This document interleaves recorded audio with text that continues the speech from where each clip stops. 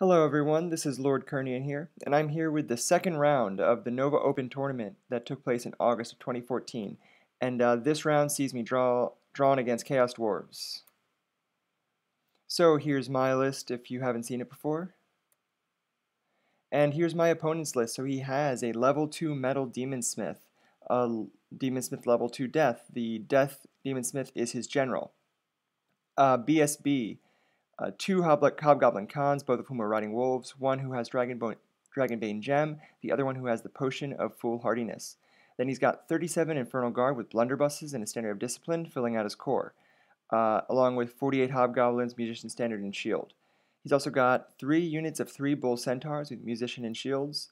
He's got 2 Magma Cannons, a Kadai Destroyer, and a Hell Cannon. So I get this list, and immediately I know that I'm looking for a draw. Well, I mean, there's no draws in this tournament, so I'm looking for a minimal win or a minimal loss. I'm basically trying to minimize the number of points killed. Because I'm looking at this, and he's got 3 templates, large templates, that are strength 5. And my whole army is toughness 3. So that's just not something that I'm going to really have much of a chance against with that amount of shooting, especially with how big some of those templates are, especially the Magma Cannon ones.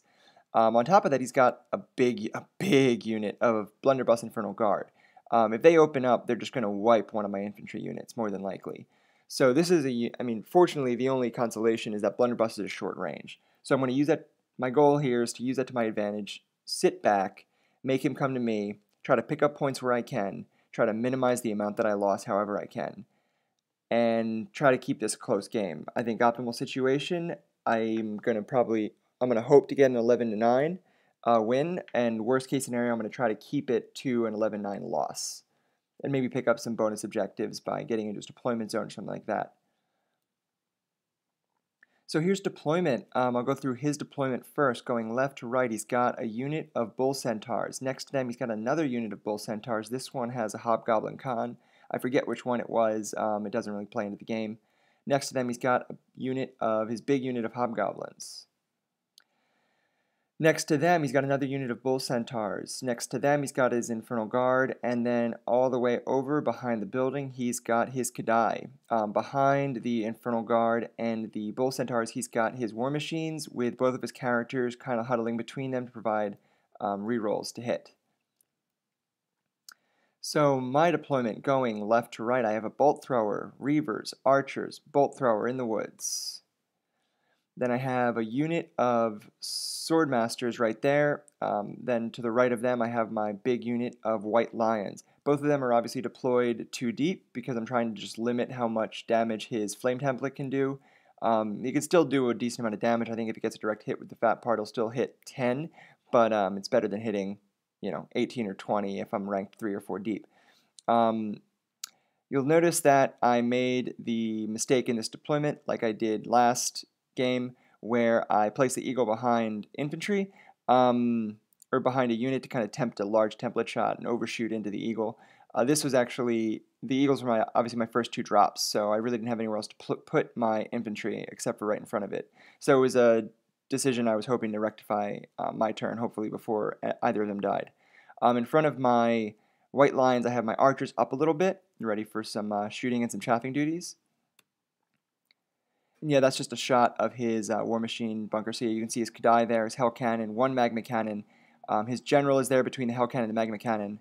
The other Magma Cannon's off screen to the left, and his other Demon Smith is there between both the Magma Cannons. So he's got both of his Demon Smiths there to provide rerolls to 2 of the, maximum of 2 of the War Machines there to help either prevent a miscast or ensure a hit.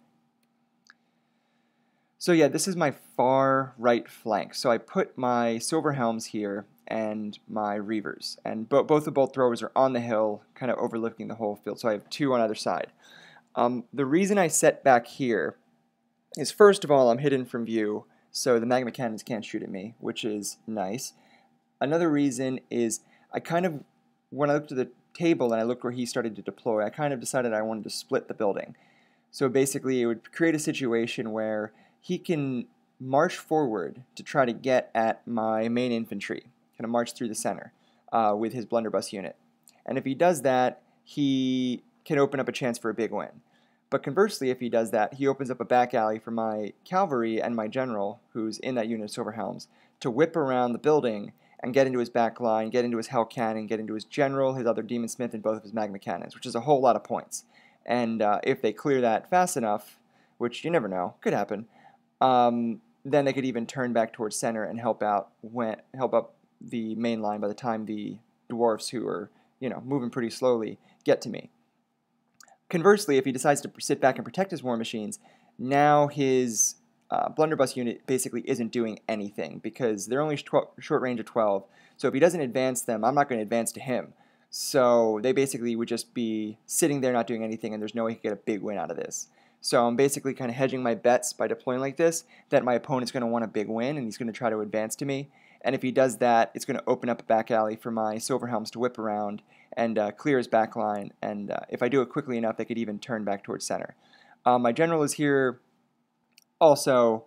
So obviously with the Hell Cannon kicking around, I have to worry about leadership tests because it's -1 leadership. So because I'm so spread out and I have my infantry in the middle trying to goad him forward into me to try to get points out of those really pricey units, but then I have the cavalry over here. So with the Hell Cannon -1 leadership, I had to kind of spread my leadership bubble around, which is never ideal. So what I ended up doing is I put my general over here to, he can whip around and he could seriously help out that unit get rid of the Hell Cannon. And he's also providing his leadership 10, which against Hell Cannon is leadership 9, which is significantly better than leadership 7, which is not sure enough for me to really rely on it. So in order to control the panic tests, I put my general over here to kind of help out these cavalry units.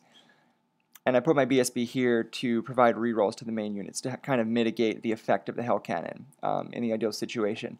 I know my BSB in this position with a unit of infantry can get sniped out by a template weapon, but the Hell Cannon is magical, so he's in the white line unit, so my BSB gets a 2-up ward save from magical attacks from the Hell Cannon. And if he shoots at me with the flaming cannon, the magma cannons, well, they're flaming, so I get a 2-up ward save because of the dragon armor. So I figured that was a pretty safe place for him, and it's a position where he can provide rerolls to mitigate the damage that panic can do to my main line from his templates. So that's where I was going with that. So Chaos Dwarves win the roll for first turn, and they kind of do what I was expecting them to do. He saw what I was doing, and he rushed me. So all of his guys were rushing up pretty quickly. You see everything advancing like that. Over here on this flank, yeah, his Kadai, I think, was a little afraid of my general, which is another part of the reason that I put him there. And he kind of went towards the center. So that was another reason that I thought putting the BSB in general on either side of the building was good. Because now on whether the Kadai goes center or whether the Kadai goes to the right of the building, I have a guy with dragon armor that can mitigate and, in the case of my general, kill the Kadai without him doing much. So it gave me a lot of options to counter the Kadai if I can't get rid of him in combat. So yeah, he decided to go towards center. Other than that, everything moved up. Yeah, so his Khan hopped out of the one of the units of centaurs, which I think it was the one on the far right. He kind of tagged onto the side of the unit. He jumped out and went behind that building, kind of chaff up if I try to whip around the building with my cavalry. And then he had, I think, a pretty smart move with his blunderbuss unit. He didn't march them up full speed. He just marched them up a little bit. So in my turn, if I advance my Silver Helms too much and get into line of sight, he can just quick reform with his blunderbuss unit and then shoot at my Silver Helms. So he didn't march all the way past so that he was beyond the building, instead allowing him the option to quick reform to shoot me if I advanced too far. So basically what's going to force me to do is not advance far enough and get in a position where it's a really long charge in the Hell Cannon, and then his Khan is right there to chaff me, to buy him another turn. So I thought that was a pretty smart move, to not advance so aggressively that he's removing the threat of the blunderbusses against my Silver Helms. So then magic was pretty uneventful. He didn't really have any spells that were that helpful. He didn't roll Final Trans. He didn't roll Doom and Darkness. I forget what spells he did have, but they didn't really have much of an effect on the game because I was deployed all the way back, so death was pretty uneventful. And, well, yeah, you'll see why metal was pretty uneventful right now, because we go to the shooting phase, and he puts his Hell Cannon directly over the center. It scatters a little bit, but still hits one. So it kills one Silverhelm, one or two. So I have to take a panic test because it's a Hell Cannon, and it's at -1. Leadership test 9, hits that, and I fail it, and they run right off the board. So top of turn 1, I haven't even moved yet, and the biggest threat I have to the Kadai Destroyer is gone. So that was fantastic. Here in the middle, he shot with his flame cannon. One of them fell short. The other one, he put it in a position where if he shot far enough, he'd hit my white lions. If he didn't, it would hit just my archers. So it went, and the fat part of the template kind of landed right in between them. He hit 6 archers and killed 6 of them. So that's there. So yeah, then we go to High Elves turn 1. So over here on this flank, he didn't advance far enough for me to advance my Reavers around the lake and still get out of his arc of sight. So I decided not to move them. I'm out of his charge range. If he keeps advancing to me, there's a good chance I'll be able to get around him and get out of his arc to get into his back lines. That's the goal with these Reavers. It's not an ideal situation because I lost my helms. I'm not sure how good 5 Reavers are going to do against a Chaos Dwarf War Machine crew, but it's still better than nothing and at least put pressure on. And yeah, so we'll see how that plays out. So I decided not to move here, just hope I can get out of his arc next turn. And here, yeah, my main line didn't advance, but what I did do is I pushed my 4 remaining archers up into the teeth of the Kadai Destroyer. My logic here is, because the Kadai is frenzied, there's kind of 3 outcomes that I see. One is he fails his frenzy and has to charge the archers, or otherwise decides to charge the archers, in which case he has to overrun. Now his Kadai is basically dangling out in no man's land. So now I have a couple options to deal with it. It's possible if he overruns far enough, I can get a front and flank charge with my White Lions and Swordmasters, which isn't ideal because I lose a lot of bodies because of the burning body attack from the Kadai, but there's a good chance I drop it, get some points there, and then reform, condense my lines, and start worrying about getting rid of the rest of his army. Alternatively, if he passes his frenzy check, he could either move to my left towards the center of the board. If he does that, now he's basically blocking his own Bull Centaurs. So he's going to be tripping over himself, and if he does that, then I can just solo charge my BSB out. He's probably not going to do anything to my BSB. I'm probably not going to kill the Kadai, but it's fine because I'm basically just going to create a roadblock that his Centaurs now have to go around. So it's going to delay them a lot, give me a lot more time to shoot at them with my bolt throwers, hopefully get rid of some of those units, and really limit the ability of his Bull Centaurs to have an impact on the game. Alternatively, instead of going center, he can go towards the right, towards that building. And if he does that, I have a whole lot of chaff on that side. I have an eagle there, I have another eagle that can get over there, and I have, if he moves close enough, I have a bolt thrower that can advance to chaff. It's movement 5, so it depends on where he places it. There's a good chance I could put my bolt thrower somewhere in between to interrupt some charges and delay him. So yeah, that's why I put them there. And over here, so I advanced my Reavers around. I reformed them into 2 deep. I know this is a tempting shot for the Flame Cannon, and with the Demon Smith, it's unlikely he's going to fail. But I did this because his general Demon Smith is right there between the Hell Cannon and the Magma Cannon. He's pretty unprotected, so there's a good chance I can charge him out. And if I do that, you know, it's not a great chance, but there's a pretty good chance that I could get rid of his level 2 Demon Smith General and then overrun potentially into a Magma Cannon. By being only 2 wide, I get all 5 attacks, rerolling to hit, strength 4. It's not great odds, but it's not terrible odds. So that's why I did that. If I was 3 wide in the front, he could still hit me with a flame template, but I wouldn't get all my attacks. That's why I decided to go 5, hoping that basically he misfires or falls short or something like that. So we'll see how that plays out. I'm not sure how wise that was. So we go to the magic phase. So magic didn't have much of an impact in my turn, in this first turn, but I just wanted to show this picture because, yeah, this is what happiness looks like. I have 2 mages and I have 11 spells to choose from. This was absolutely unbelievable during the tournament. It was just a lot of fun to have 11 spells. I mean, most turns I had multiple spells that I could cast, and I could just throw a couple dice at one. None of them are game-winning spells like Final Trends or Dwellers, but you just get a trickle phase. You're going to get something off more than likely, and then it's just a case of whether or not you can roll to wound if it's damage or if it can impact the combat. but you can pretty much always get something off, and you always have a couple of spells to cast, so it's a whole lot of redundancy, and it was just a lot of fun to use. But this turn it didn't do anything. He was able to stop most things, and if I got any direct damage out, it didn't do anything. So then we go to the shooting phase, and this is where I was stupid. I think I was freaked out from losing my general and my silver helms, which were probably one of my best threats to his backline, and my general was the best threat to his Kadai.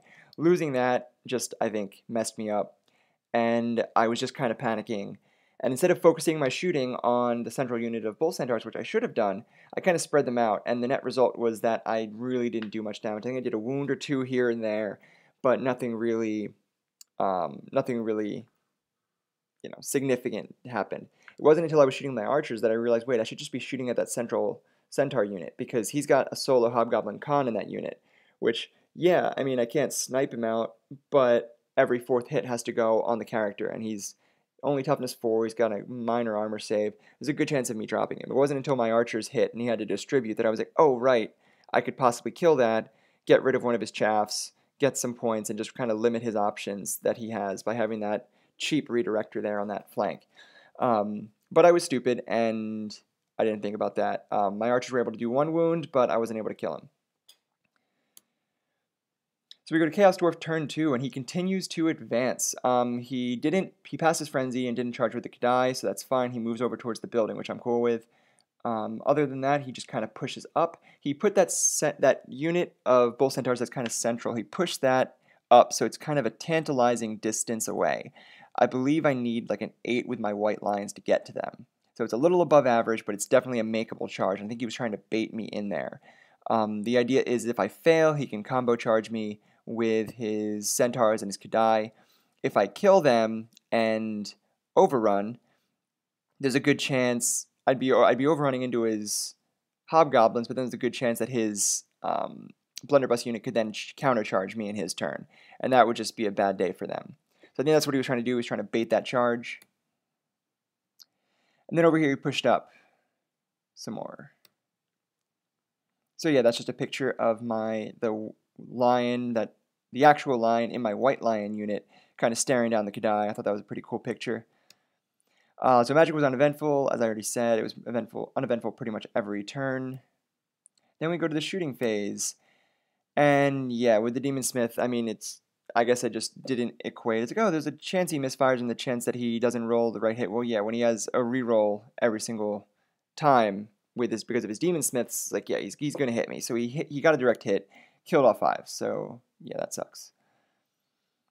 And then the other flame cannon, it shot here. He put it so that if he gets a perfect roll, basically, he pretty much needed a perfect roll. And if he got that, he would clip my eagle as well as hitting my White Lions. He would just like barely nip it. So he got that ideal roll and clipped my eagle and clipped a couple White Lions. So against the eagle, he rolled to wound, successfully wounded, and then he rolled D3 wounds. He rolled a 6. So he dropped the eagle that was kind of there to the right of the White Lions, and in addition, he killed a couple White Lions. So that was not ideal. Able to clear 3 wound eagle with a D3 wound thing. It was, I mean, I shouldn't have been that close, to be fair. I should have placed him more farther away. Once again, it's that whole not tempting shots with, letting someone hit my units and kill one of my redirectors at the same time. I should have been further away, but, it happens. And then in shooting phase, yeah, and the rest of shooting phase, yeah, his blunderbuss is unloaded, and in an unbelievable display of overkill, he absolutely destroyed that unit of archers, so they're gone. So High Elves turn 2, so I debated that charge, then I realized that, no, there's a really good chance with those archers gone that he just shot out, he'd be able to countercharge with his Infernal Guard, so that was not a combat I wanted to do. I also wanted to kind of counter that Kadai. He counts as a demon, and I have Shems, so I could boost Shems strength 6. Good chance of at least doing a couple wounds, make that instability test at the beginning of every turn a little bit more dodgy. So I decided not to charge and just wheel a little bit to make sure the Kadai's in my forward arc. Other than that, not much movement. Over here on this flank, my Reavers were able to march and get around well out of sight and start advancing towards his backline. So that's where they were at the end of movement. The archers advanced up. Now, this was a stupid move. Very stupid move, because not only did I advance them up, I did that to ideally chaff him. However, this whole thing of chaffing him, you actually need to create an angle so that he can't just overrun his stuff behind, turns out. So I didn't do that here, and instead just let it so he can wheel enough that he can overrun directly my bolt thrower, which was just stupid and sloppy. I shouldn't have done that. Just sloppy play. So there's that.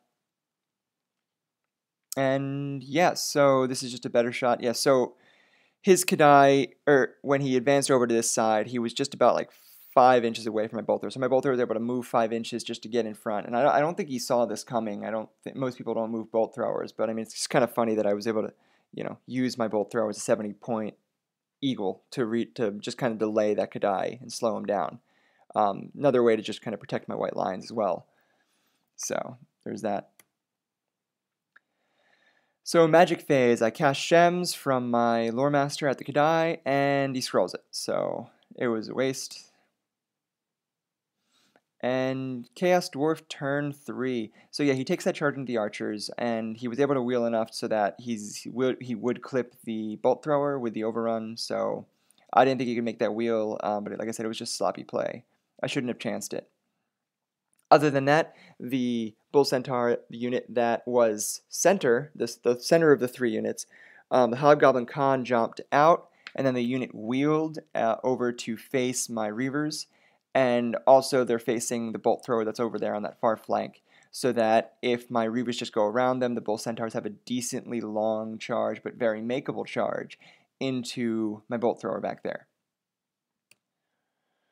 So yeah, as I said, the Khan jumped out of that central bull unit, which you can see the central bull unit there that he was in. This is before they wheeled to face the Reavers. He jumped out and parked 1 inch in front of the Swordmasters, and then another good move, he just moved his Bull Centaurs directly behind them. So I guess the idea here is I charge into the Khan, I kill him, and then I overrun to the Bulls behind. We fight the second combat, though, in his turn. So by doing that, it gives him a chance to countercharge. It gives him a chance to maybe cast some magic buffs. He can cast, I think he has Soul Blight with his Death Mage. He can cast that and just, really influence that combat and, give me a hard time. So it'll let him influence the more important of those 2 combats in his phase by putting that chaff in front and letting me have the overrun. So I think that was a smart move to do it that way. Hell Cannon also failed his Restrain Tent this turn and had to go up. The rest of his line in the center, which I don't have a picture of, marched up, including his guys with the blunderbusses, the Infernal Guard. Yep, that's just a better shot of how he's blocking me. Yeah, so I'll charge in, I'll overrun, and then we'll fight that second combat in his turn. So, yeah, and then over here he moved his other Hobgoblin Khan up to chaff my White Lions. He didn't charge the Bolt Thrower with his Kadai. I think he was trying to bait me to charge him, and then he could countercharge with my with his Blunderbuss unit. So we go to the shooting phase. Magic was once again uneventful, and I think actually his level 2. I think this was actually the turn. His level 2 metal cast the Aura Scaly Skin spell and miscast, and both of them took a Strength 6 hit. The general was saved by the Charmed Shield. The other guy took a wound. Then we go to the shooting phase, and he misfired from one of the Hell Cannons. He was shooting at the Reavers on the far left, and he misfired one, and it blew up. So that was great. I'll take 3 points. The other Flame Cannon fell short, and the Hell Cannon obviously failed its test and moved, so it can't shoot. Then there's this combat, and yeah, then unpredictably, he killed me, he pursued, and he ran directly into the Bolt Thrower, which, like I said, was just sloppy play. I should have known better than that.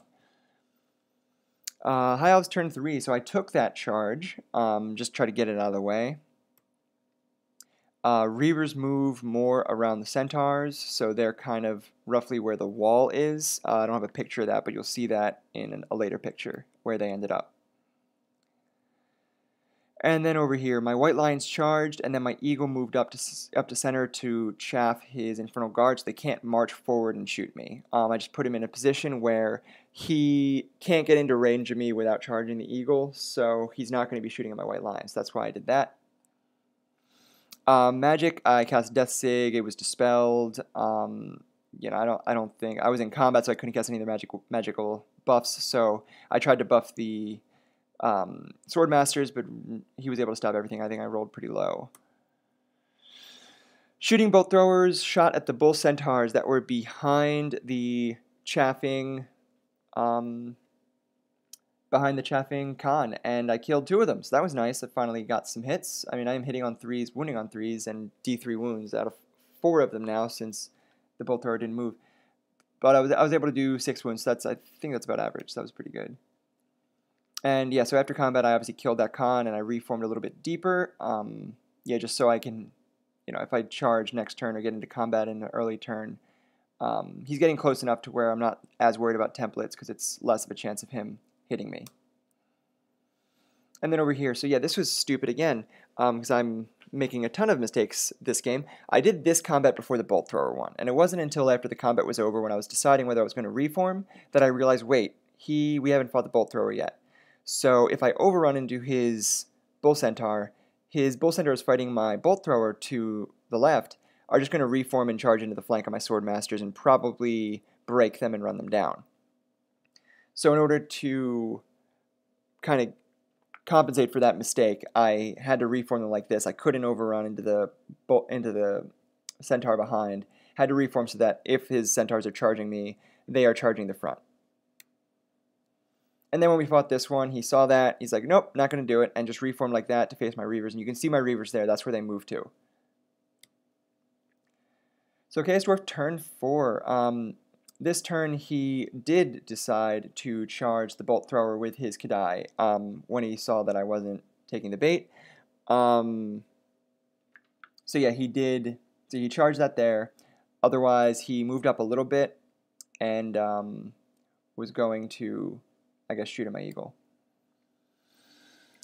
So then we go here. Yeah, his centaurs that were in the lake charged up and made, like, I think they needed like a 9 or 10 or something to get in that bolt thrower, but they made it. And then these guys charged my Reavers, and I fled. And he didn't catch me. So shooting phase, yeah, another extreme example of overkill. Just absolutely blew that thing out of the water. And over here, so he put his flame template to hit my swordmaster since I had to wheel a little bit to not get flank charged, and in doing so, he was able to hit most of the unit, dropped an entire rank plus, so that was not ideal. And there, yeah, he obviously killed the bolt thrower, overran. He actually ran really, really low distance for the overrun. So it was around this point that we actually got the 30-minute warning. I didn't think we were playing that slow, but apparently we were. We did have to backtrack a little bit at one point. After one of the Demon Smith tests, he failed, and he thought he would have lost his general, but then he realized that the general didn't take a wound, and we backtracked a little bit, and that delayed us. We also had a couple rules queries. So, I mean, apparently we were playing a lot slower than either of us thought. So we got the 30-minute warning. They were just basically like, finish this turn, don't start a new one. So, okay, time to go for broke. So I charged my White Lions in.